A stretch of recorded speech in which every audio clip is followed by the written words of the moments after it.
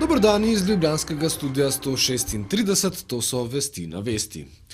Nekdanji premijer Janez Janša zavrača vse obtožbe, ki jih je finskim preiskovalcem podal predsednik protikorupcijske komisije Drago Kos.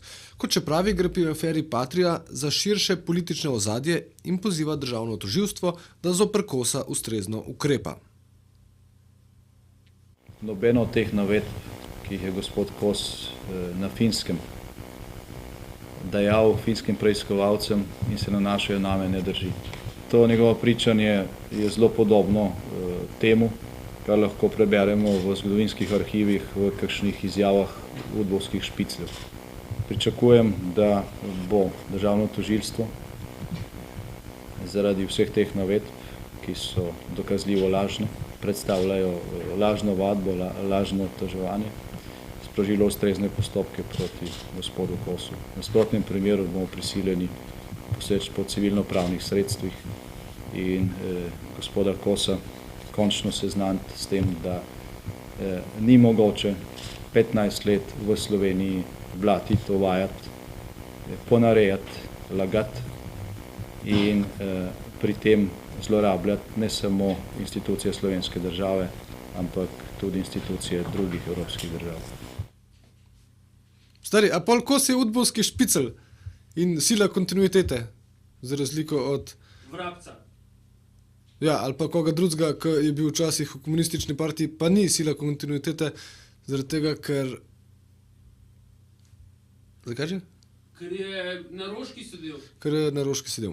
Izvenparlamentarna stranka Nova Slovenija je ponovno pozvala vse ministre, naj razmislijo o vključevanju istospolnih skupnosti v družinski zakonik. V NSI se namreč bojijo, da bo Slovenija, če sprejme predlog družinskega zakonika, tako napredna kot Republika Češka in bo legalizirala tudi mehke droge. Kar vsi vemo, da ni Bogu po volji. Mislim, da v tej točki želi biti Slovenija ali slovenska vlada preveč moderna, preveč napredna, kar pa vedno ni v dobro državljanov.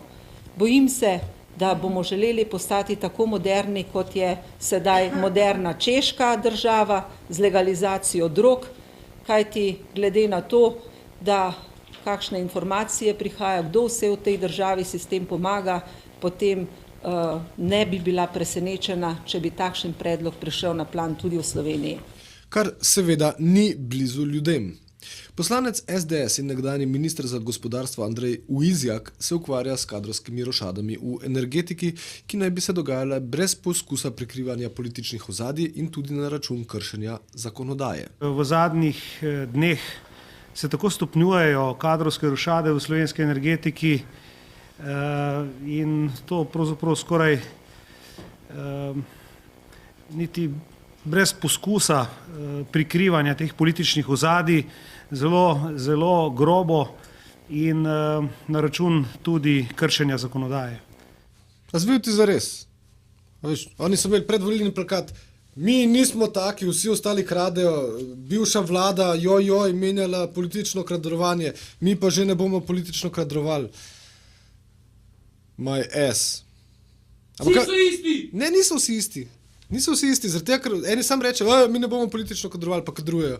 Teli imajo pa tako prav plakat, mi ne bomo politično kadrovali, pa politično kadrovali. Grozen. Vizjak je izpostavil primer Elektra Celje, kjer je odstopil predsednik uprave, ki se ni strinjal z delom nadzornega sveta. Poleg tega pa je izpostavil tudi kadrovanje v Gen energiji, kjer je vlada nastavila 2 nova nadzornika. Oba zares. Prav zanimiva je izbira teh nadzornikov, kjer je bil edini in ključni kriterij, ne strokovnost, izkušnje, temveč politična pripadnost. V tem nadzornem svetu sta dobila prostor 2 mlada povzpetnika zaresa, stara približno 30 let. Ne razpolagam s podatkom, da bi imel kdor od njih kakršnekoli izkušnje v delovanju nadzornih svetov doslej. Ni bilo pa strokovno primerno izbrati, naprimer profesor dr. Andreja Predina, ki je dekan fakultete za energetiko in prodekan strojne fakultete. Ni bilo prostora za gospoda Stajnka, ki je magister ekonomije, gradbeni inženir, je davčni svetovalec, revizor, član oziroma bil kar v nekaj nadzornih svetih, mimo grede 2-krat v nuklearki in tako naprej. Nobeden izmed teh slednjih 2 naštetih ni politično profiliran, nobeden ni nikjer. Ampak veš, kaj je pa pri vsem skupaj najbolj hecno, ne? Ker recimo, eni in drugi so tako isti, recimo, ne, a veš, v prejšnji vladi, ne, so oni pač nastavili isto zadeve, neke nestrokovne blablabla, ne, kot nam je povedal Zaresov plakat, ne, in ne, takrat je bilo vse v redu, ne, takrat ni bilo, a veš, to mladi pospetniki, ne, 30 let in to, ne, zdaj pa totalno bed, shit, ne, daj, cut the crap modeli. Dajte se pogovarjati o rožcah ali pa o nečem, ker to je skozi isto poslušam. Se pardoniram. Kultura bo, ne? Kultura. Slovenija, Slovenija, Slovenija. Kulturac. Kultura. Kongresni trg in park Zvezda sta še zmeraj zaprta, saj podzemno garažo gradijo tudi po zimi. Kot nam je razložila Jožica Hrustelj, pa po zimi delajo tudi arheologi, ki lahko kopljajo, dokler ne zmrzne zemlja. Za razliko od delavcev, ki pa kopljajo tudi polk. Dobro, ni važno. Ne, ti so pogrebni zavodi. Ampak res, oni morajo tudi kopati, kaj zmrzne zemlja. Razen, če imajo talno gretje.